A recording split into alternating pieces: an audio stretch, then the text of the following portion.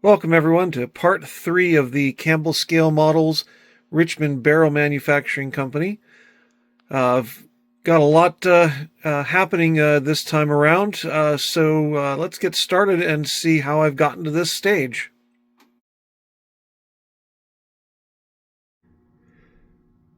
The next step in constructing the dock is to put this support joist here. This is the opposite side of the dock from where the building is, so the same piece as this, and it has to get glued to that very front edge. So I'm just working on laying out how that's going to work.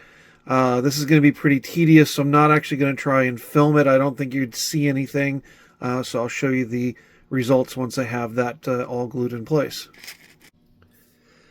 The dock is now attached to the building. It's now glued into place. I got both of those front beams into place as well, so they are all set and ready to go.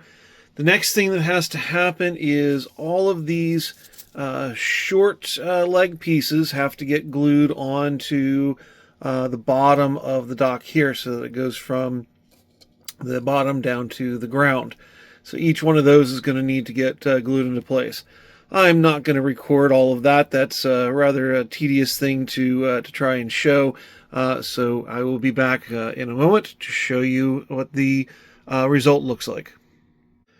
Okay, so the legs that support the outside edge of the dock are in place, along with the angle brackets that help to support the legs.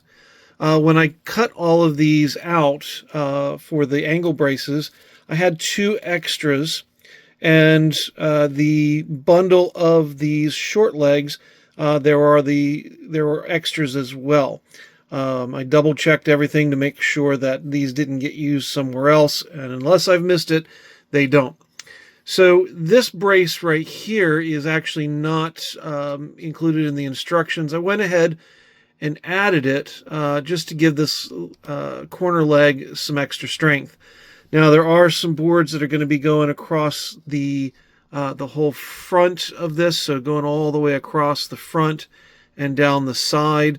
So that's going to give the leg some further strengthening. But I just wanted to go ahead and make sure that that leg was braced from the underside as well. So that's how that is now looking, and setting that down. That is how that is going to look down on the ground at this stage. So I believe the next thing to do is to install those boards that go across the front, and then start to work on the roof and all of the pillars that support the roof. I just finished painting the boards that are going to go on the front of the dock. As you can see, they are not perfectly painted.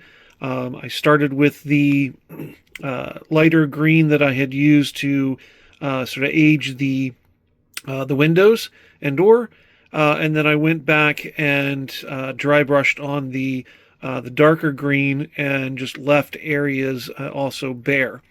Knowing that this is going to be down by the ground, you're going to have the train cars running past it. It's going to get snow up against it. It's going to get worn on, climbed on, etc.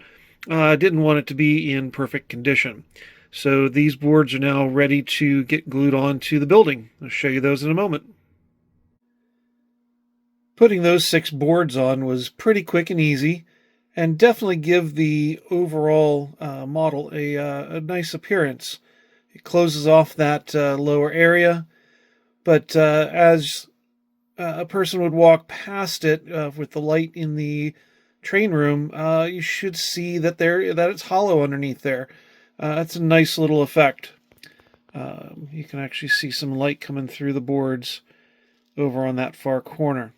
So, on to the next step.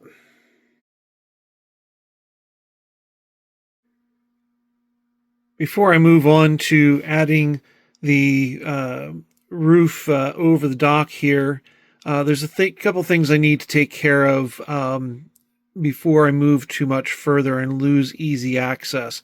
And that is things like putting on decorations to the exterior. of the model. Once this roof and all of its pillars are in place, it's going to make it a little more difficult to access it.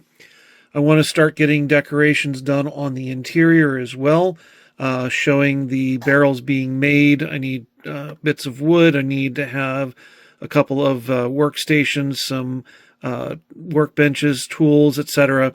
In here that are going to be able to be seen through the door here, and of course through the door here. Also, because of where this is going to sit on the train layout, the office needs to have some decoration in it as well, so that when it is seen through the window, you'll be able to see that there is indeed stuff in the office and it's not just empty and bare. I am going to add some lights to this as well to illuminate it, so that it'll be easy to see things inside. As I said, this model is going to be right up close on the edge of the layout, and therefore is definitely going to need some detail. So that's going to be one of the next things I need to take care of before I start closing things up that I can't be able to access them easy. In order to make sure the interior is visible, I do want to have lights inside here. So I've added in 2 lights. Now I'm using, for this model, I'm using the Woodland Scenics Just Plug set of lights. I've got the warm white light up here in the office, and also down here, which is going to end up going into the main workshop area. One of the nice things about that system is that you can adjust the brightness of the lights, so that is going to be very useful as well. And I also decided I wanted to put a gooseneck lamp at the top of the stairs going into the office. This second gooseneck lamp is going to go into the above the door for the shed once I get that built. So these are then run through a hole that I drilled in the front corner of the office area where it's not going to be very easily visible.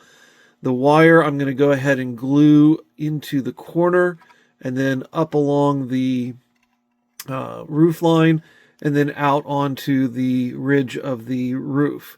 And I'll paint that wire the same color as the walls, also to help to get it to blend in, but it shouldn't be visible. And then down in the shop, I'll have the hole is already drilled all the way in that back corner. It's hard to see because of the shadow.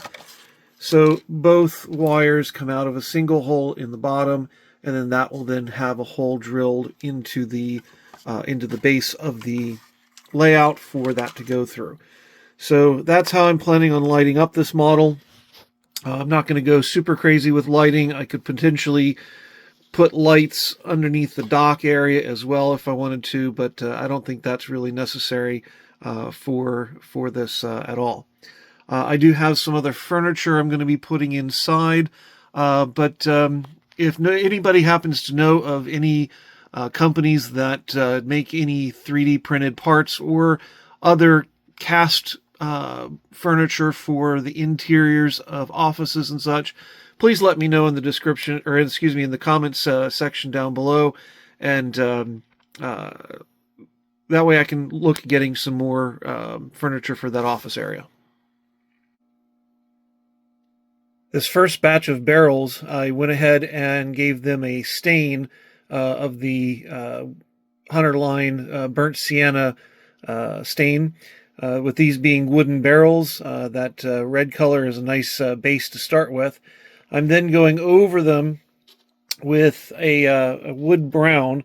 This is from Hobby Color. This is their wood brown, and I'm just putting a very light coat of the wood brown over them, just to go ahead and get rid of some of that bright red.